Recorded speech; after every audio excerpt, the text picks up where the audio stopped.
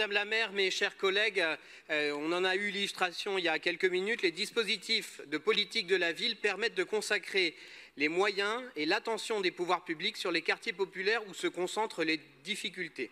C'est une politique essentielle sans laquelle la relégation d'une grande part de la population serait encore plus manifeste.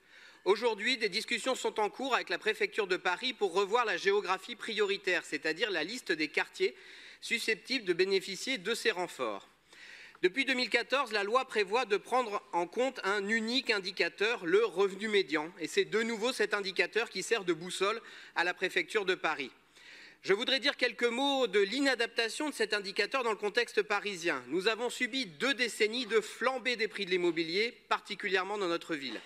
Malgré l'engagement considérable de la ville pour développer le logement social, se loger à Paris dans le parc privé est réservé aux personnes les plus riches, y compris dans certains quartiers populaires. C'est ce qu'on appelle la gentrification, qui se traduit par un renforcement des inégalités malgré la hausse du revenu médian, parce que les plus pauvres sont toujours là, même si leurs voisins sont plus riches. Ce vœu des groupes de la majorité, il a pour objectif de rappeler à l'État ce constat. Rappelez aussi que les familles monoparentales, les résidents en hôtels sociaux ou encore en foyers de sans-abri ne sont pas prises en compte par le revenu médian. Et ce vœu, il vise à soutenir les efforts de Anne-Claire Boux, qui est en première ligne.